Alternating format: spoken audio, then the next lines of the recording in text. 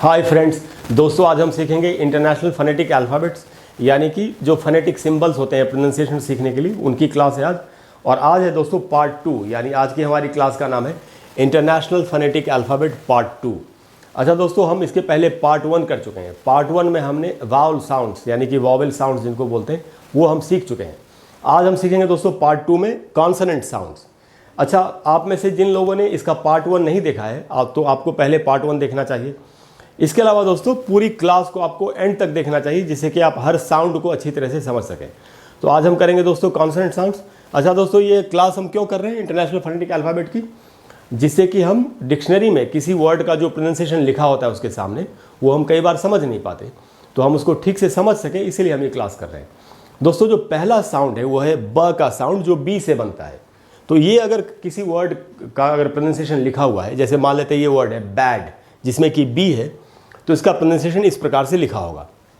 ये जो बीच में ये बी से ब बनेगा, और ये जो बीच में ये एक वावल साउंड है, ये ए का साउंड होता है। ये हम कल लास्ट क्लास में जो पार्ट 1 में हम सीख चुके हैं ऑलरेडी। और डी से ड बनता है तो बैड, तो बी से ब बनता है, ये बात जानना बहुत ही आसान है। डी से दोस्तों ड बनता है, ये भी हम जानते हैं। तो अगर जैसे मान लेते हैं डिड है वर्ड, तो इसका प्रोनाउंसिएशन इस प्रकार से डिक्शनरी में लिखा होगा, यानी डी से ड ही बनता है। उसके बाद दोस्तों एफ से बनता है फ।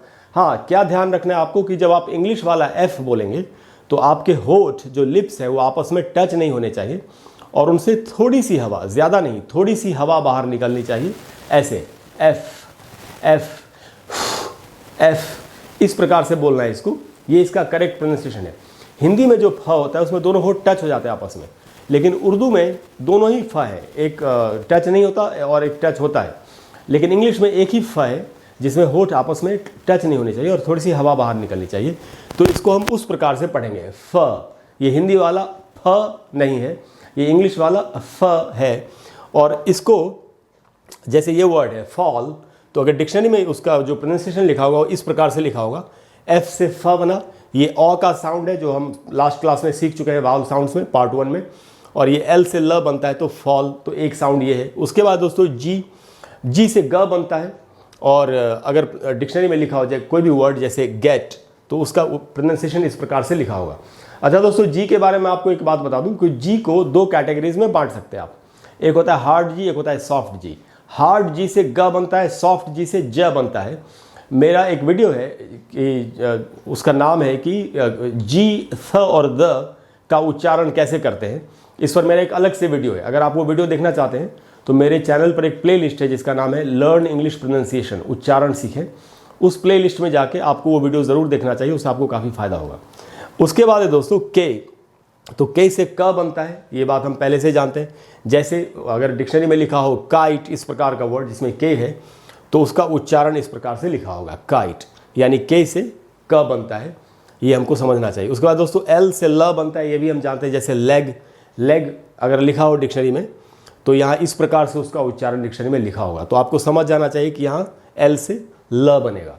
उसके बाद दोस्तों एम से म बनता है, ये भी जानना बहुत आसान है। जैसे मैन वर्ड है तो ये उच्चारण ऐसे लिखा होगा डिक्शनरी में, ये एम से म बना, ये ए का साउंड है जो हम लास्ट क्लास में सीख चुके हैं पार्ट 1 में वावल साउंड्स में। और एन से न बनता है। वैसे दोस्तों एन से न बनता है, जैसे नाव अगर वर्ड है नाव, तो नाव इस प्रकार से डिक्शनरी में लिखा होगा उच्चारण में, तो ये एन से न बना। और ये आव का साउंड है जो कि एक डिफ्थोंग है, ये भी हम पार्ट 1 में सीख चुके हैं। अब दोस्तों हमको ये वाला साउंड सीखना चाहिए। ये अगर आप देखेंगे ये एन जैसा ही लगता है, इसके ऊपर एन है और उसके नीचे मैंने लिखा है। ये एन को मैंने थोड़ा सा नीचे ऐसे कर्व किया है। ये जो साउंड है दोस्तों, ये अंग का साउंड है, अंग ऐसे लिखा है मैंने। साउंड इसमें एक ही है, लेकिन आप समझ सकें इसीलिए मैंने इसको 2 लेटर्स का यूज़ करके लिखा है। ये कैसे होता है, जैसे सिंग है, सिंग, तो अंग, एन के बाद आप जी लगा रहे हैं, सिंग, तो उसका उच्चारण इस प्रकार से लिखा होगा SI, और ये एन थोड़ा सा नीचे को ज़्यादा आया हुआ, मुड़ा हुआ, तो सिंग इसको पढ़ेंगे। तो अगर हमको समझना है कि इसका क्या उच्चारण है, तो हमको समझ जाना चाहिए कि ये जो एन थोड़ा सा मुड़ा हुआ है, इसको अंग करके पढ़ते हैं, अंग, सिंग, ऐसे सॉन्ग, तो ऐसे लिखा होगा। तो इसका मतलब है आपको समझ जाना चाहिए कि ये अंग वाला साउंड है। उसके बाद उसको पी से प बनता है, ये भी हम जानते हैं। तो जैसे पेन अगर लिखा हुआ है वर्ड है और ये डिक्शनरी में उसका ये प्रोनाउंसिएशन ऐसे लिखा हुआ है, तो इस प्रकार से लिखा होगा, तो हम समझ जाएंगे पी से प है। ये भी समझना आसान है। आर से र का साउंड बनता है, ये भी हम जानते हैं पहले से। जैसे रेड है तो उसका प्रोनाउंसिएशन इस प्रकार से लिखा होगा। और एस से स का भी साउंड बनता है, तो जैसे सी है वर्ड, सी का मतलब है देखना, तो डिक्शनरी में इस प्रकार से लिखा होगा। ये एस से स बना, और ये बड़ी ई में भी बड़ी ई का साउंड है, सिंबल है, जो कि हम लास्ट क्लास में सीख चुके हैं। तो दोस्तों ये इस तरफ के कॉन्सोनेंट साउंड्स से। अब हम आते हैं दूसरे साउंड्स पर, और इधर आपको थोड़ा सा ज़्यादा ध्यान देना पड़ेगा, क्योंकि कुछ एक साउंड्स यूनिक है, पिक्यूलियर है, उनको सीखना, ध्यान से सीखना बहुत ज़रूरी है। ये है दोस्तों टी, इसे ट बनता है, ये हम जानते हैं, लेकिन इंग्लिश में जो टी होता है वो सॉफ्ट होता है। टी इस प्रकार से बोलना चाहिए। ये साउंड हिंदी में भी है। टी हिंदी वाला जो साउंड है थोड़ा सा हार्ड होता है। ट नहीं है, ये होगा टी, छ। जैसे हिंदी में ट के बाद जो ठ आता है, ट ठ ड, तो जो ठ है अगर उसको सॉफ्ट बना के बोले तो यही इसका साउंड होना चाहिए। ठी से ठ बनेगा, जैसे चाय को बोलेंगे ठी। तो अगर इस प्रकार ये वर्ड है और इसका उच्चारण हमको सीखना है कि कैसे लिखा जाएगा, तो ये डिक्शनरी में इस प्रकार से लिखा जाएगा। तो च से टी बना, और ये बड़ी ई में भी बड़ी ई का सिंबल है, तो हम इसको पढ़ेंगे tea. I want to have tea, इस प्रकार से बोलना चाहिए। उसके बाद दोस्तों ये वी से व का साउंड बनता है। ये आपको थोड़ा समझना पड़ेगा, क्योंकि ये जो साउंड है, ये जो लेटर है, इसका प्रोनाउंसिएशन इंडिया के अलग अलग पार्ट्स में लोग अलग अलग तरीके से करते हैं, लेकिन इसका जो एकदम स्टैंडर्ड इंटरनेशनल जो साउंड है इसका, वो ऐसे है। आपको एक टेक्निक समझाता हूँ मैं, और एक्चुअली इसके ऊपर भी मेरा एक वीडियो है कि वी एंड डब्ल्यू को कैसे उच्चारण करें। इसका एक अलग से भी मेरा वीडियो है, जो कि उसी प्लेलिस्ट में है, लर्न प्रोनाउंसिएशन में है, तो आप चाहें तो वो वीडियो अलग से भी देख सकते हैं। मैं आपको थोड़ा सा बता देता हूँ। ऊपर के जो दांत हैं उनको नीचे के होठों पे लगाना है, और होठ आपस में टच नहीं होने चाहिए, और तब ये बोलना है ऐसे, वी। होठ मिलेंगे नहीं, आपस में टच नहीं होंगे, ऊपर के दांत नीचे के होठों पे लगेंगे, वी। तो इस प्रकार से इसका साउंड बनता है व ऐसे बोलेंगे।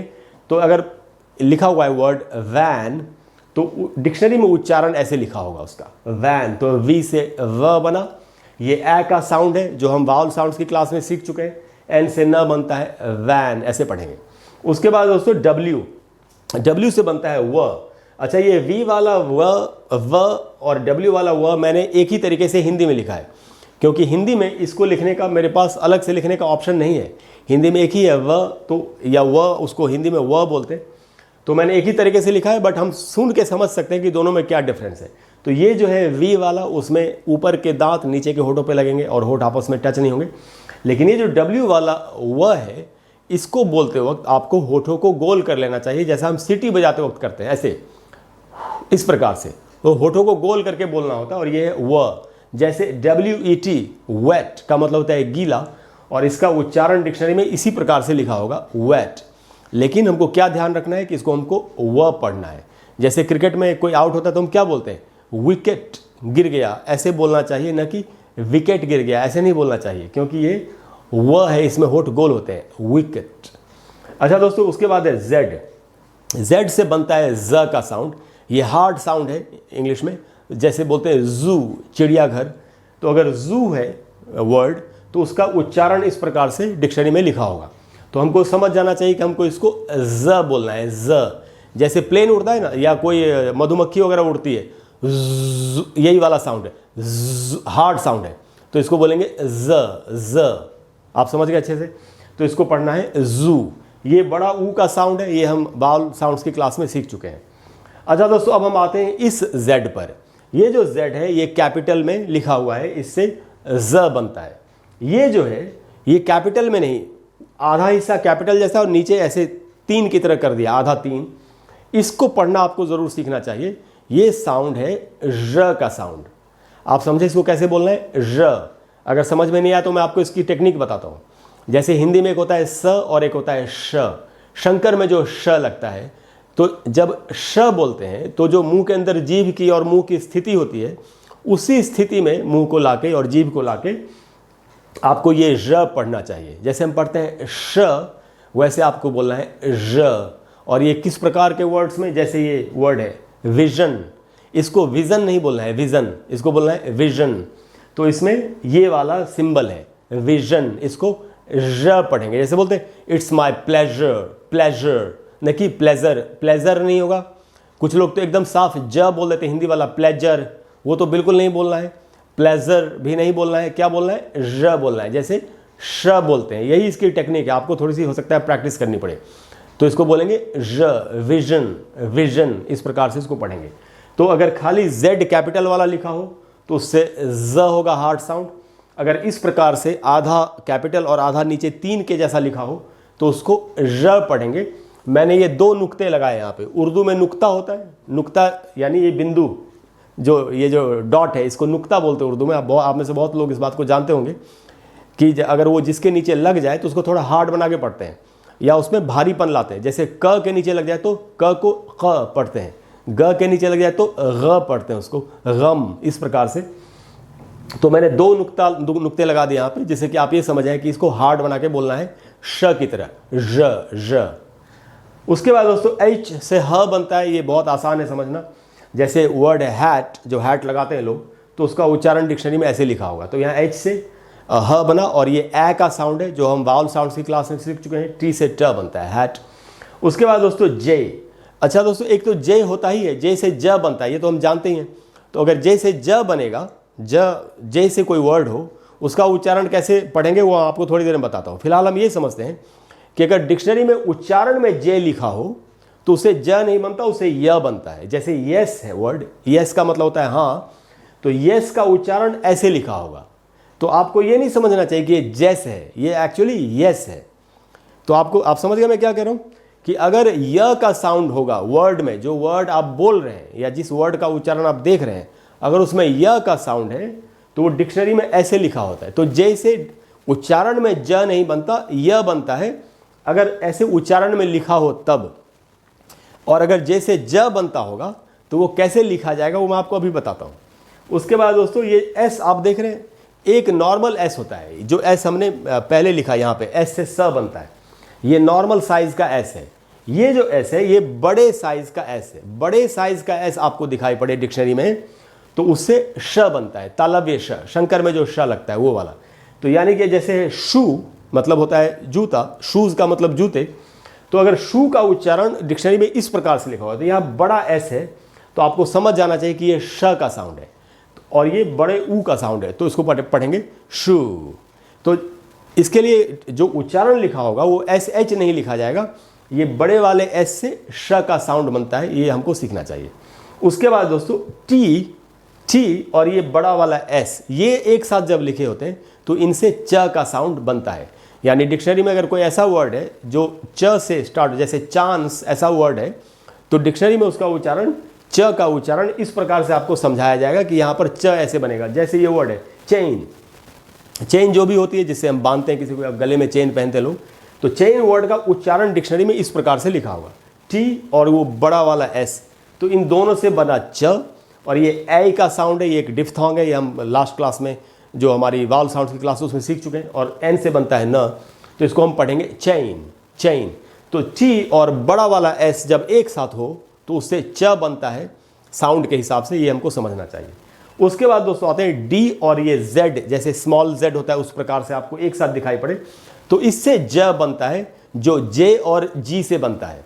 जी से ग भी बनता है, यहाँ मैंने बताया आपको, जी से ग बनता है, और जी से कभी कभी ज भी बनता है, जैसे जिंजर या जनरल। तो अगर उस प्रकार का कोई वर्ड हो तो ज का उच्चारण ज होगा, ये आपको डी और जेड जब एक साथ होंगे इससे पता चलेगा। जैसे ये वर्ड है जैम, अब ये स्पेलिंग में तो जे से आता है, JAM, जैम, लेकिन उच्चारण जो लिखा जाएगा वो इस प्रकार से लिखा जाएगा। उच्चारण में जैम का ज के लिए यहाँ पर जे नहीं लिखा जाएगा, वो डी और ये जेड एक साथ जब मिले इससे ज बनता है। तो डी और जेड से बना ज, ये है ए का साउंड जो वावल साउंड उसमें हम सीख चुके हैं, और ये एम है जिससे बनता है म, तो ये हुआ जैम। तो आप समझ गए, अगर उच्चारण के लिए जे लिखा हो तो उससे बनेगा य, और उच्चारण में अगर ज लिखना है, उच्चारण ज होता है ये समझना है, तो ये डी और जेड एक साथ लिखे होंगे। ठीक है। उसके बाद है दोस्तों थ का साउंड, थीटा। थीटा ये इंग्लिश का नहीं है लेटर, मैं थ और द पर भी एक क्लास दे चुका हूँ, एक वीडियो है मेरा, अगर आप वो वीडियो भी देखना चाहते हैं तो आपको मेरी उसी प्लेलिस्ट में जाना चाहिए, लर्न इंग्लिश प्रोनाउंसिएशन में, तो आपको पता चल जाएगा कि थ और द का उच्चारण कैसे होता है। और अभी मैं आपको बता भी देता हूँ। तो दोस्तों थीटा का जो सिंबल है उससे थ बनता है। यानी अगर इंग्लिश में जैसे कोई वर्ड है थिन, मतलब पतला, थिन, तो उसका उच्चारण इस प्रकार से लिखा होगा। तो ये थीटा का जो सिंबल है इससे आपको समझ जाना चाहिए कि यहाँ पर थ बोलना है मुझे। तो थ प्लस आई का सिंबल है, यानी उससे ई बनता है। ये हम सीख चुके हैं लास्ट क्लास में, जो हमारा वावल साउंड का क्लास है। और उसके बाद एन है, तो इसको हम पढ़ेंगे थिन। उसके बाद दोस्तों डेल्टा, डेल्टा का सिंबल, डेल्टा से द बनता है। तो जैसे वर्ड है कोई ऐसा जिसमें द का साउंड आता हो, जैसे दिस, तो उच्चारण डिक्शनरी में इस प्रकार से लिखा होगा। डेल्टा का साउंड आई और एस से स बनता है, तो ये बना दिस। तो दोस्तों ये सारे के सारे कॉन्सोनेंट साउंड्स थे। अच्छा, अब थोड़े से कॉन्सोनेंट्स और हैं 3, जैसे सी, क्यू और एक्स। वो हमारी लिस्ट में नहीं है। वो इसलिए नहीं है कि इनका अपना कोई फोनीम नहीं है, यानी इनका अपना कोई साउंड नहीं है। जैसे सी से स भी बनता है, क भी बनता है, और कभी कभी श भी बन सकता है। क्यू से क्व, इस तरह का साउंड बनता है ज़्यादातर। और एक्स से आधा क और स, आधा ग और ज भी बनता है। ये सारे साउंड्स बनते हैं। तो अगर कोई ऐसा वर्ड है जिसमें ये तीनों कॉन्सोनेंट्स हैं, तो उनका साउंड हम इनमें से किसी से भी सीख सकते हैं। जैसे अगर मान लेते हैं कि सिटी वर्ड है जो सी से बनता है, CITY, और उसका उच्चारण हमको डिक्शनरी में देखना है कि कैसे लिखा हुआ है या इसका उच्चारण क्या है। यहाँ सी से स बनेगा कि क बनेगा, तो डिक्शनरी में क्या लिखा होगा, उसमें एस लिखा होगा, SITI ऐसे करके लिखा होगा। तो हमको समझना चाहिए कि यहाँ सी से स बन रहा है, सिटी। और अगर कैट होता, CAT कैट, तो अगर हमको ये समझना है कि यहाँ सी से स बन रहा है कि क बन रहा है, तो उसका जो उच्चारण होगा वो के से लिखा होगा, के होगा। और ए का जो साउंड होता है, वाउल सिंबल होता है वाउल का, वो होगा, और टी लिखा होगा, कैट। तो इनके जो उच्चारण इनका जो बनता है वो हम इन्हीं से सीख सकते हैं। इसलिए इनका अलग से साउंड नहीं, इनका अपना कोई साउंड है नहीं, इसलिए इनको अलग रखा गया है इस टेबल से। तो दोस्तों ये सारे कॉन्सोनेंट साउंड्स हैं। मुझे उम्मीद है कि इनको सीखने के बाद आपके लिए डिक्शनरी में वर्ड्स का प्रोनाउंसिएशन समझना और सीखना बहुत आसान हो गया। अब हमारी क्लास पूरी होगी IPA की, इंटरनेशनल फोनेटिक अल्फ़ाबेट की। पार्ट 1 में हमने किया था वावल साउंड्स, पार्ट 2 में आज हमने कर लिया कॉन्सोनेंट साउंड्स। अब अगर डिक्शनरी में कोई और चीज़ है समझने के लिए, तो वो है सिलेबल स्ट्रेस। अगर आपको सिलेबल स्ट्रेस पर कोई वीडियो चाहिए तो आप मुझे बता सकते हैं। अगर आपको नहीं चाहिए तो कोई दिक्कत नहीं है। अच्छा दोस्तों, कॉन्सोनेंट में भी और भी हाई लेवल की चीज़ें होती हैं, जैसे फ्रिकेटिव्स होते हैं या प्लोसिव कॉन्सोनेंट्स होते हैं। वो सब काफ़ी एडवांस लेवल की चीज़ें हैं। मुझे नहीं लगता आपको उनकी ज़रूरत पड़ेगी ज़्यादा। अगर नहीं ज़रूरत पड़े तो आप मुझे बता सकते हैं। तो दोस्तों मुझे उम्मीद है कि आज की क्लास आपको अच्छी लगी होगी। अगर क्लास अच्छी लगी हो तो प्लीज़ वीडियो को लाइक और शेयर करें और चैनल को सब्सक्राइब करें। और अगर कोई भी ऐसा टॉपिक है जिस पर आप चाहते हैं कि मैं आपको एक वीडियो बना करके दे दूँ, तो आप नीचे कमेंट बॉक्स में लिखिए। मैं जितनी जल्दी होगा मैं आपको एक वीडियो उस पर बना करके दे दूँगा। Thank you very much. I will see you soon. Bye bye.